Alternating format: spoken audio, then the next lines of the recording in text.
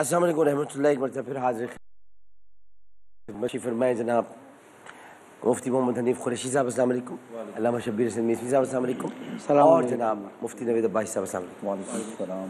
محمد مکرم علی خان صاحب تشریف فرمائے، آخر میں نعت پڑھیں گے۔ آپ کی اجازت سوالات کی طرف بڑھتے، اس طرف بڑھنے سے پہلے بلکہ میرے پاس انسٹاگرام پر بہت سارے سوالات آئے ہیں، تو انسٹاگرام ایم عامر لیاقت، اس پر شام سے اتنے سوالات آئے ہیں۔ کسی نے پوچھا ہے کہ کچھ لوگ کہتے ہیں مفتی صاحب، کچھ لوگ کہتے ہیں، یہ ان کا نام ہے زین بابر، یہ کہتے ہیں کچھ لوگ کہتے ہیں کہ شب معراج کا روزہ رکھنا بدعت ہے اور بدعت میں شامل ہے، کیا ہم شب معراج کے روزے کو بدعت کہیں گے؟ بسم اللہ والصلاۃ والسلام علی رسول اللہ۔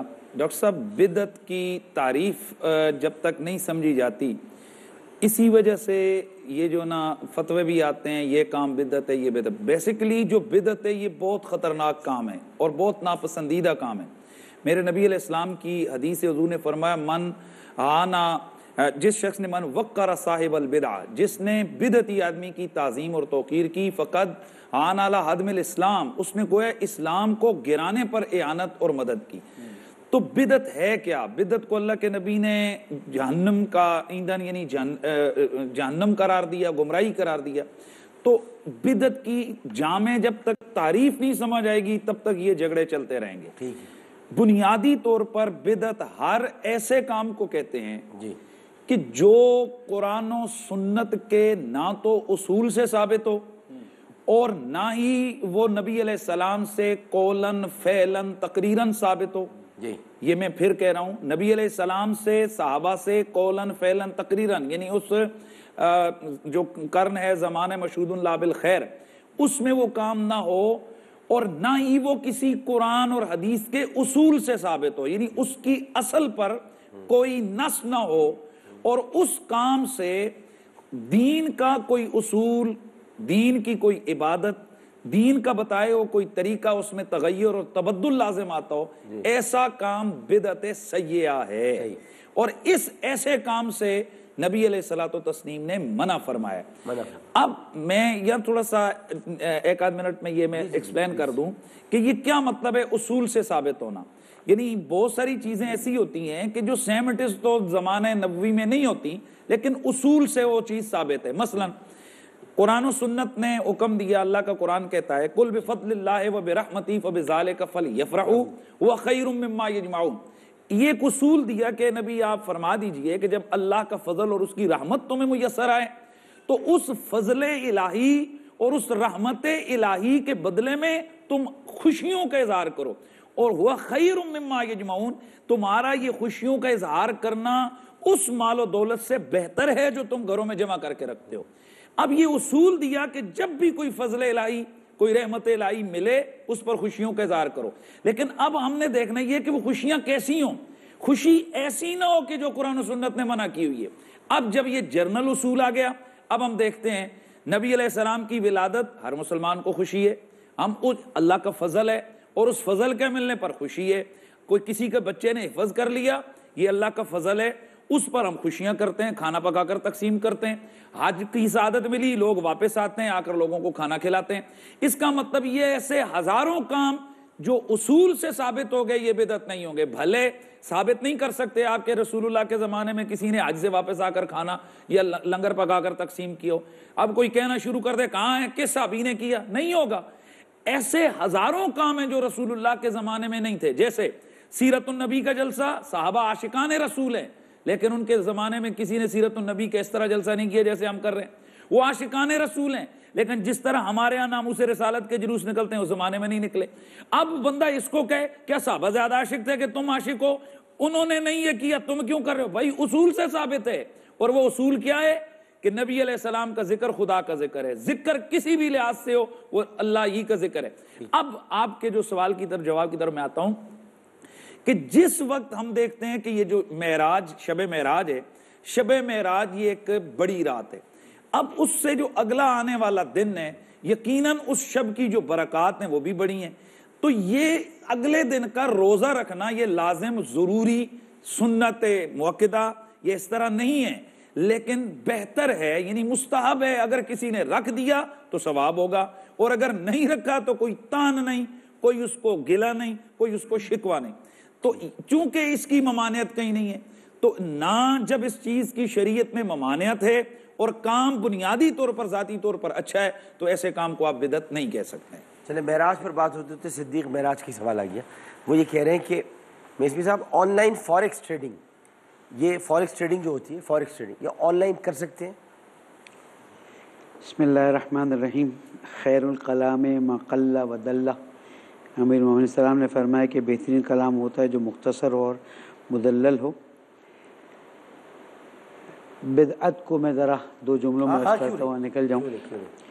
ہر وہ چیز جس کا دین میں کسی بھی قسم کا کوئی تعلق نہ ہو اور اسے دین کا حصہ بنا لیا جائے۔ مثلا رات میں آ کے یہاں بیٹھ کے گفتگو ہم کرتے ہیں، ہم کہیں کہ جناب 10 سال بعد ہم کہیں کہ مستحب ہے کہ ماہ رمضان میں ڈاکٹر عامر لیاقت صاحب کے پروگرام میں آ کر بیٹھ کر سوال کے جواب دیں، یہ دین کا حصہ نہیں، علم دین سکھانا حصہ ہے۔ علم دین سکھانے کو کہہ سکتے ہیں، اس کو نہیں کہہ سکتے۔ ہر وہ چیز جس کی اساس دین میں نہ ہو اور اسے دین میں لا کر داخل کر دیا جائے اسے بدعت کہتے ہیں، شرعاً حرام ہے۔ اور جو 27 رجب کی رات ہے ہمارے ہاں، وہ شب مبعث رسول اکرم صلی اللہ علیہ وسلم، یعنی اس صبح میں فجر کے وقت اللہ سبحانہ وتعالیٰ نے پہلی وحی نازل فرمائی تھی، اس کو ہم شب بعثت کہتے ہیں۔ اور اس وجہ سے اس رات کے نوافل بھی بہت زیادہ ہیں، پوری رات عبادت کا ثواب ہے، اور اس دن روزے کا بھی امام جعفر صادق علیہ السلام کی طرف سے آیا ہے۔ اور ہمارے ہاں جو روایات ملتی ہے اس میں معراج حضور اکرم صلی اللہ علیہ وسلم ایک مرتبہ نہیں ہے، ایک سے زیادہ مرتبہ ہے۔ ایک ہجرت سے پہلے ثابت ہے، ایک ہجرت کے بعد ہے، اس کے علاوہ ہمارے پاس تاریخ نہیں ہے، اس لیے وہ ہمارے لیے شب بعثت ہے۔ اب یہ جو بات ہے فوریکس ٹریڈنگ جو آن لائن ہو رہی ہے، اگر دونوں طرف سے گارنٹی اسٹرانگ ہے، ادھر بھی گورنمنٹ کی گارنٹی ہے کہ یہ فوریکس ڈیلنگ کرنے والا جو ہے ریکگنائز ہے، سرٹیفائڈ ہے، اس طرف بھی فوریکس کے ٹریڈنگ کرنے والا، تو اس میں کوئی حرج نہیں۔ لیکن آپ کو پتہ نہیں بیچ کس کو رہے ہیں، خرید کس کو رہے ہیں، ضامن کون ہے، تو پھر ایسی ٹریڈنگ کی اجازت نہیں ہے۔ ٹھیک۔ اچھا یہ بتا دیجیے گا مفتی نوید صاحب کہ جو خواتین کے ایام ہوتے ہیں اس میں ڈیجیٹل قرآن پڑھا جا سکتا ہے؟ بسم اللہ الرحمن الرحیم۔ قرآن مجید فرقان حمید کی تلاوت اس طرح کہ جس طرح تلاوت کے انداز میں ہے اس کے کرنے کی اجازت نہیں ہے، وہ زبانی بھی نہیں پڑھ سکتی اور وغیرہ پر بھی دیکھ کے نہیں پڑھا جا سکتا۔ معلمات یا قرآن سے تعلق رکھنے والی طالبات وہ ہجے کر کے ان ایام میں قرآن مجید فرقان حمید کی تلاوت جلدی سے اس کا جواب بھی دیں۔ فاتح شیخ کا ہے کہ کیا روزے کی حالت میں بالوں میں تیل لگا سکتے ہیں؟ بالکل تیل لگا سکتے، اس میں کوئی عرض نہیں۔ السلام علیکم۔ وعلیکم السلام۔ جی فرمائیے، جی فرمائیے، جی فرمائیے۔ اسی لیے میں جی عامر بھائی، میں لائبہ بات کر رہی ہوں کراچی سے۔ جی جی فرمائیں۔ عامر بھائی میرے 2 سوال ہیں۔ جی میرا پہلا سوال یہ ہے کہ ایک بڑے بھائی سے چھوٹے بھائی نے کچھ ادھار لیا تھا، ٹھیک ہے جی، تو بڑے بھائی کا تو انتقال ہو گیا، اب چھوٹے بھائی یہ چاہتے ہیں کہ وہ پیسے جو ہے نا ادھار کے وہ مسجد میں دے دیں تاکہ اس کا ثواب جو ہے ان کے بھائی مرحوم کو پہنچے، ٹھیک ہے۔ تو ایسا کر سکتے ہیں کیونکہ ان بڑے بھائی کے جو ہے وہ بچے بھی موجود ہیں، بیوہ بھی ہیں۔ اور دوسرا میرا یہ سوال ہے کہ جیسے آج پاکستان میں جو ہے وہ 23واں روزہ ہے اور شب بھی ہے پاک رات، اور سعودی عربیہ میں یا بعض ممالک میں 14واں یعنی کہ 24واں روزہ ہے، تو پاک رات جو ہے وہ ایک ہی دن پڑے گی یا الگ الگ پڑے گی؟ ٹھیک۔ جی مفتی صاحب، مجھے پہلا ان کا پہلا سوال یہ صحیح کہ سمجھ چھوٹے بھائی نے بڑے بھائی سے قرضہ لیا تھا، ان کا انتقال ہو گیا، تو کیا وہ اس قرضے کو جو لیا تھا وہ مسجد وغیرہ میں دے سکتے ہیں تاکہ ان کی ایصال ثواب ہو جائے؟ اور اس میں تاخرات کا ہے جی، اس میں مسئلہ بڑا واضح ہے کہ جس وقت کوئی شخص مر جاتا ہے تو اس کا جملہ جو پیچھے ایسٹس ہوتے ہیں ان ترکہ ہوتا ہے، اور وہ جو ترکہ ہوتا ہے وہ اس کے ورثاء کا حق اور ان کا حصہ ہوتا ہے، ان کا حق ہوتا ہے۔ اب اگر وہ بھائی جو فوت ہو گئے تو اس کے اگر بیوی بچے ہیں تو پھر یہ ان بیوی بچوں میں جس طرح شریعت کا قانون ہے اس کے مطابق یہ بطور وراثت وہ دیا جائے گا۔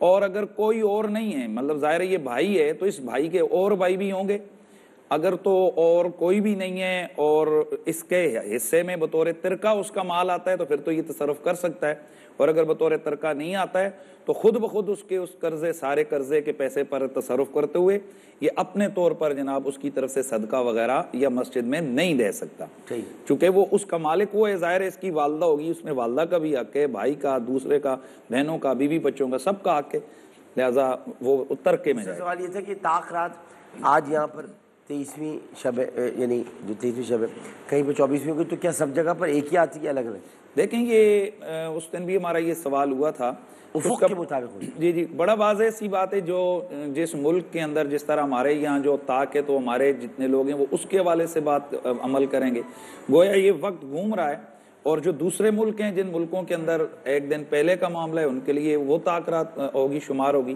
باقی ساری گھڑیاں ساری ساتھ ہیں، یہ من جانب اللہ برکتوں رحمتوں اور سعادتوں کی باتیں۔ کسی نے کہا تھا کہ جس دن تجھے اللہ کا خوف میسر آ جائے وہی دن تیرے لیے شب عید ہے، اور جس دن تجھے جس رات اللہ تعالیٰ کی خوف اور اللہ تعالیٰ کا خوف تجھے یاد آ جائے وہ رات ہر رات تیرے لیے شب برات ہے، اور اگر شب برات کو تو اللہ تعالیٰ کی یاد سے غافل ہے تو وہ تیرے لیے جناب مشکل گھڑی اور تیرے لیے جناب وہ نوست والی گھڑی ہے۔ مطلب کہنے کا یہ کہ اگر ہم طاق کے بجائے جفت راتوں کو بھی عبادت کے لیے چن لیں تو ہمارے لیے وہ طاق راتیں ہی ہوں گی، اور اگر طاق راتوں کو محروم رہ جائیں گے تو جفت راتوں سے بھی کم تر ہو جائیں گی۔ ٹھیک ہے، السلام علیکم۔ جی وعلیکم السلام۔ فرمائیے۔ سب سے پہلے تو آپ لوگوں کو بہت مبارک ہو، اتنی اچھی ٹرانسمیشن اور اتنی معلومات اچھی شیئر کر رہے ہیں، آپ سب ٹیم کو اللہ تعالیٰ جزائے خیر دے۔ مہربانی۔ اور میرا سوال یہ ہے کہ اکثر لوگ اپنے والدین مرحومین کو یہ ایصال ثواب کھانے پینے کی چیزوں پہ پہنچاتے ہیں، فاتحہ کرتے ہیں نا، تو یہ اکثر لوگ کہتے ہیں کہ یہ نہیں پہنچتا اور یہ بدعت میں آتا ہے، تو کیا یہ جائز ہے؟ بدعت میں اس کا کوئی تعلق ہے؟ ہم کھانے پینے کی چیزوں پہ اپنے والدین کو فاتحہ دے سکتے ہیں؟ ٹھیک ہے مصری صاحب۔ دیکھیں، کسی بھی انسان کو، کسی بھی حیوان کو کھانا کھلانا دین میں پسند کیا گیا ہے۔ اب یہاں پر ہمارے ہاں روایتیں ملتی ہیں کہ جب کوئی نیک کام کرو تو اپنے مرحومین کے ساتھ اس نیک کام کو متصل کر دو تاکہ ایصال ثواب ہو جائے۔ اب اگر ہم کسی کو کھانا کھلاتے ہیں، کسی کو دعوت پہ بلاتے ہیں، یا کسی ضرورت مند کو اس کو اناج دے دیتے ہیں اور اس مرحوم کو اس کے ثواب کے لیے ہم نام لے لیتے ہیں، تو برائی نہیں بلکہ بہت اچھا عمل ہے۔ آپ اس میں اضافہ تو نہیں کریں؟ ٹھیک ہے، جو یہ جو حضرات ہر چیز پر بدعت کی جو فتوے لگاتے ہیں، تو پہلی بات یہ کہ ہمیں ان چیزوں کی طرف دھیان نہیں دینا چاہیے۔ کام عمل جو ہے نا وہ جب علماء جید علماء سے ایک چیز پتہ چل جائے تو پھر ہمیں اس پر عمل کرنا چاہیے، لہٰذا کوئی بھی نیکی کا کام کر کے اس کا ثواب کسی بھی مرحوم کو بخشنا یہ بہت بڑی سعادت کی بات ہے۔ ملک عبداللہ مفتی صاحب سے شجر نسب کی فرمائش۔ چلیں پڑھ دیتے ہیں۔ پہلی بات یہ ہے کہ ہمارے نبی پاک صلی اللہ تعالی علیہ وسلم نے خود ارشاد فرمایا کہ انا خیرکم نسبا و خیرکم نفسا، میں اپنے نسب کے اعتبار سے بھی تم سب سے بہترین ہوں اور اپنی ذات کے اعتبار سے بھی تم سب سے بہترین ہوں۔ دوسری جگہ فرمایا میں تو اپنے خاندان کے لحاظ سے بھی اور اپنے اہل بیت یعنی گھر کے لحاظ سے بھی تم سب سے بہتر ہوں، میرے گھر والوں جیسا کسی کے گھر والے نہیں، میرے نسب جیسا کسی کا نسب نہیں۔ تو حضور کی نسبت کی وجہ سے اگر ہم ان کے آباء و اجداد کا ذکر خیر کریں گے تو یہ بھی ذکر رسول کا حصہ ہے۔ اور دوسرا یہاں سے حضور کی یہ شان پتہ چلتی ہے کہ حضور کا ایک نامی اسم گرامی ہے معلوم، معروف اور معلوم، تو یہ اتنے معروف ہیں حضور کہ جناب آدم سے لے کر رسول اللہ تک آپ کے شجرہ نسب کے جو اب بزرگ گزرے وہ بھی مخلوق کی نگاہوں سے پوشیدہ اللہ تعالیٰ نے نہیں ہونے دیے۔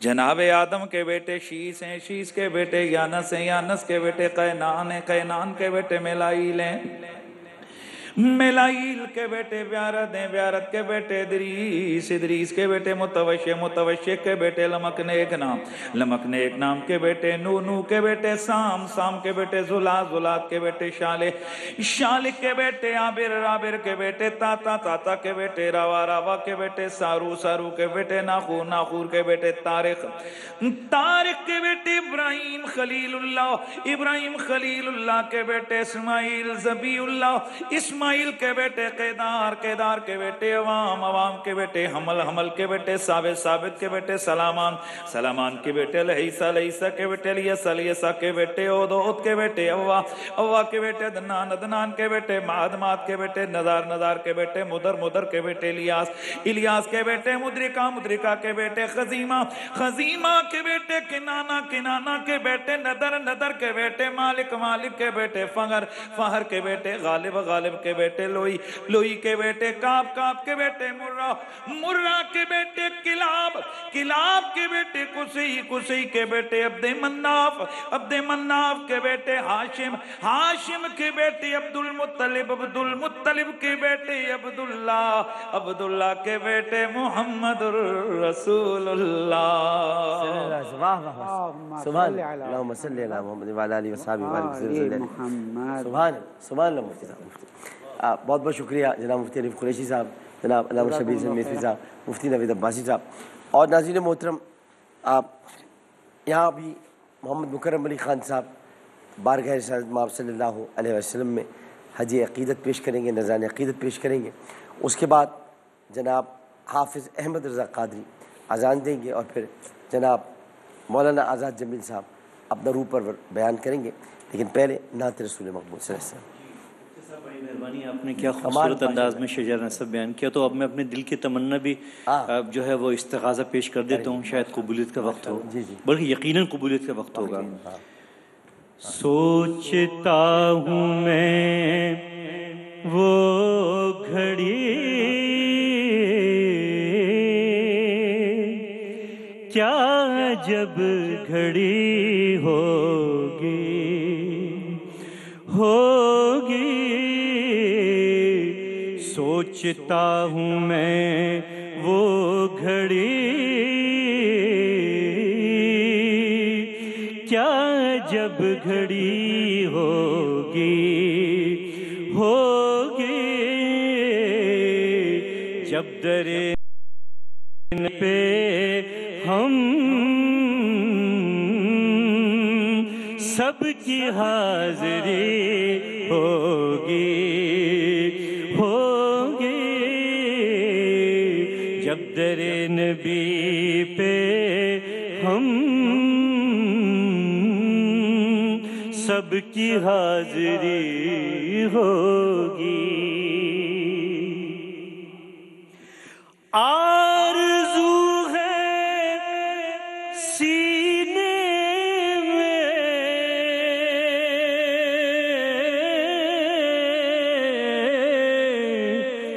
گھر بنے مدینے میں، گھر بنے مدینے میں، آرزو ہے سینے میں گھر بنے مدینے میں، ہو کرم جو بندے پر بندہ پروری ہوگی، ہوگی، ہو کرم جو بندے پر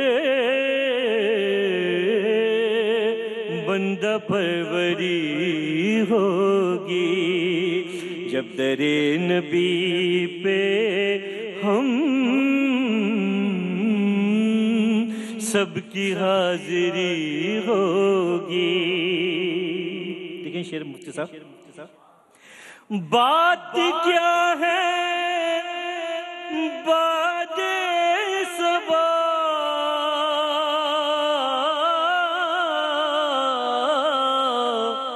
اتنی کیوں معطر ہے، اتنی کیوں معطر ہے، بات کیا ہے باد صبا اتنی کیوں معطر ہے، سبز سبز گنبد کو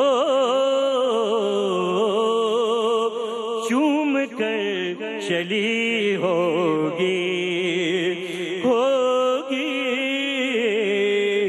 سبز سبز گنبد کو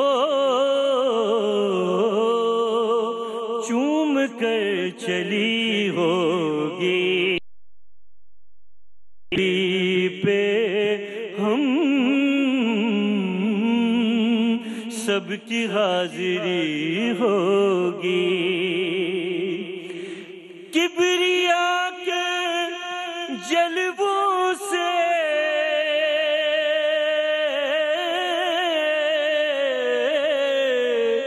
کیا سما بندھا ہوگا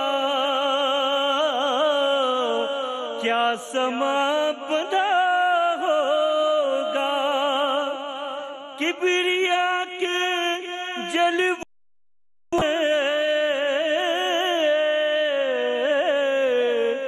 کیا سما بندھا ہوگا محفل نبی جس دم عرش پر سجی ہوگی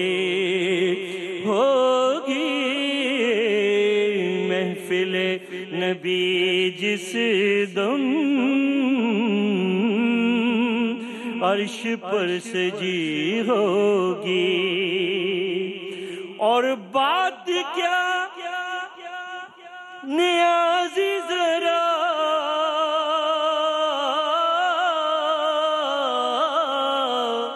سو گیا کیا دیوانہ سو گیا کیا دیوانہ ان کی یاد میں شاید آنکھ لگ گئے ہوگی دیکھ تو نیازی ذرا سو گیا کیا دیوانہ بھئی ان کی یاد میں شاید آنکھ لگ گئی ہوگی سوچتا ہوں میں وہ گھڑی کیا جب گھڑی ہوگی جب در نبی پہ ہم حضرت ابراہیم علیہ السلام کی دعا